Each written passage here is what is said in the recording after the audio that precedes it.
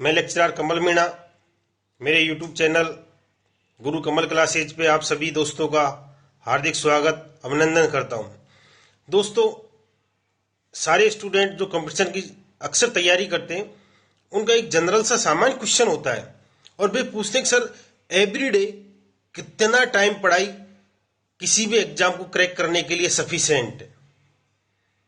हालांकि इस चीज के दो आंसर हैं, इस क्वेश्चन के दो आंसर हैं, क्योंकि पढ़ाई का टाइम डिपेंड करता है। काफी जो स्टूडेंट्स होते हैं उनकी जो आईक्यू होती है वो बड़ी फास्ट होती है, तो एक बार दो बार पढ़ने से काफी अच्छे से सीख लर्न कर लेते हैं। उनकी मेमोरी फास्ट होती है, अच्छे से मेमोराइज कर लेते हैं।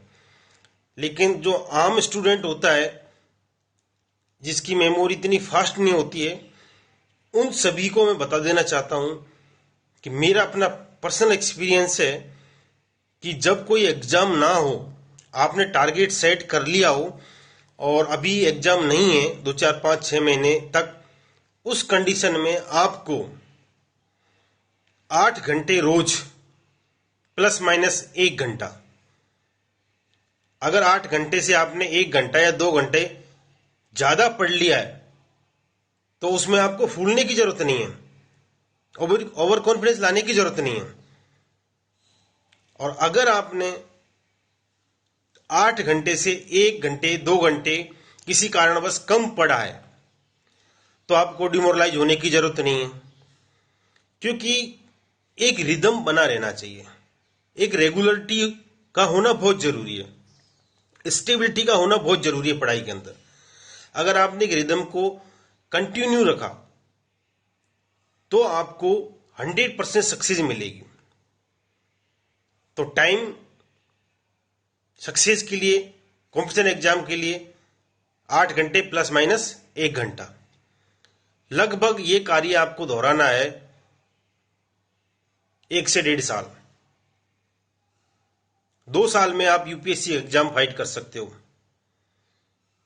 लेकिन यहां पे पढ़ाई का मतलब पढ़ाई ही है। मेरी बात को समझना।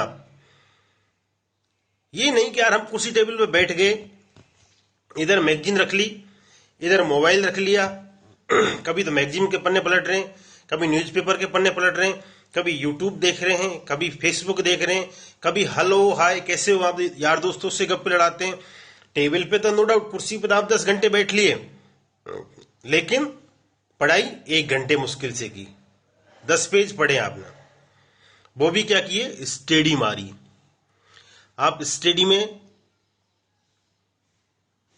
और पढ़ाई में, मतलब मेरी बात समझ रहे हो, स्टडी और लर्निंग दोनों में मेजर डिफरेंस है, ध्यान रखना इस बात का। स्टडी जिसको पढ़ने पलटने एक बार थ्रू आउट निकल जाना, वो स्टडी कहलाती है।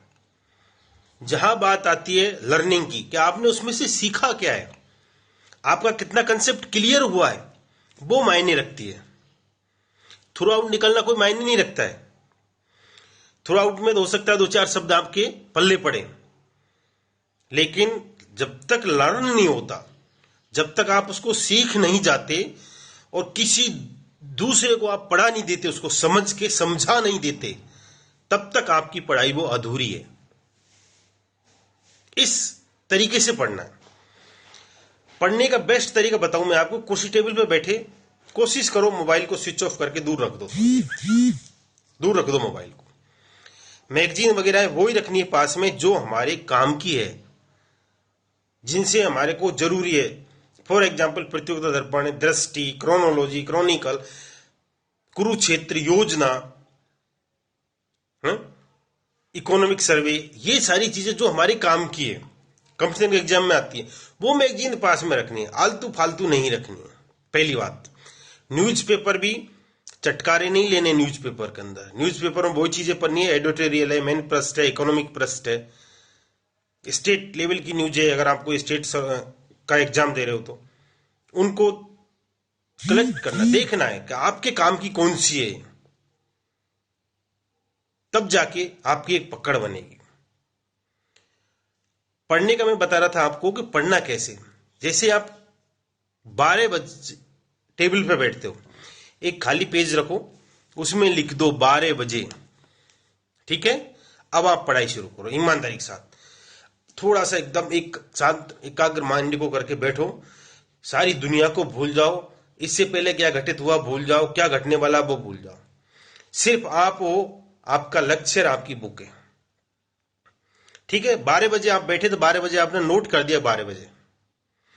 मैं तो ये कहता हूं अगर बैठते हुए आपको थोड़ा बहुत कुछ खाने की आदत है, जैसे कोई नमकीन है, मूंगफली है, बिस्कुट है, खाने का हैबिचुअल होते हैं, ये भी सच है कि आप पढ़ाई करते हो तो भूख बहुत ज्यादा लगती है, ये सच है,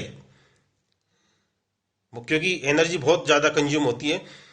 तो उसमें कुछ खाने के लिए छोटा मोटा लेके बैठ जाओ। काफी लोग चाय पीने के आदी होते हैं, मैं तो कहता हूं अगर कोई चाय पीने का आदी है और बार बार चाय पीता है, ऐसे लोग भी एक छोटा जो चाय का थर्मस होता है उसके अंदर चाय भरो, बनाओ और उसमें पास में रख लो। जब आपको इच्छा करती है पी लो, 4-5 घंटे तक वो चाय खराब नहीं होती है। पानी की बोतल भी पास में रख लो टेबल पे, फिर बैठो। फिर आपने 12 बजे लिख दिया, 12 बजे में कुर्सी पे बैठा, पढ़ाई शुरू कर दी। ठीक है, अब आप जैसे मान ले 2 बजे खड़े हुए, 2 घंटे बाद, क्योंकि 1-1.5 घंटे बाद एक थोड़ा एक रेस्ट की जरूरत होती है। तो जैसे आप 2 बजे खड़े हुए टॉयलेट के लिए या कुछ किसी और काम के लिए, खाना खाने के लिए, तो आप जैसे 2 बजे खड़े हुए तो आप उसमें 2 बजे डाल दो, मतलब 12 से 2 बजे आप पढ़ लिए। अब आप खड़े होके इधर उधर घूमे, 10-5 मिनट का आपने रेस्ट किया, रिलैक्स की जरूरत होती है, फोन पे बात किया, घर वालों ने सब्जी लेने के लिए बाजार भेजा, वहां का गया, वापस आया, फिर वापस आ गए आप 3 बजे बैठते हो टेबल पे और पढ़ाई शुरू कर दो। 3 बजे नोट डाल दो कि 3 बजे वापस बैठा हूं।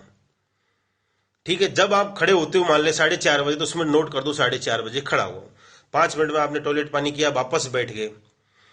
ऐसे टोटल करो रोज, एवरीडे।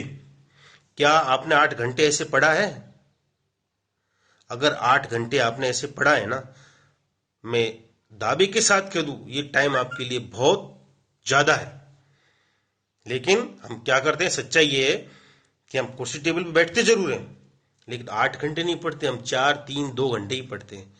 आलतू फालतू चीजों में लेके बैठते हैं, मोबाइल को बार बार चेक करते हैं, मोबाइल कहीं मर तो नहीं गया, अरे यार मोबाइल डेड तो नहीं हो गया, इसकी सांसें चल रही। जैसे ही हम पढ़ेंगे तक देने हमारा हाथ मोबाइल पे चले जाता। नहीं यार भाई, इस मोबाइल को फेंको दूर, बहुत बड़ी बीमारी है। अगर आपको ऐसा लग रहा है मैं इसको सदुपयोग कर रहा हूं तो ही टेबल पे रखो और आप रह, बाकी जब पढ़ाई बैठते हो स्विच ऑफ कर दो, फ्लाइट मोड पे डाल दो दूर।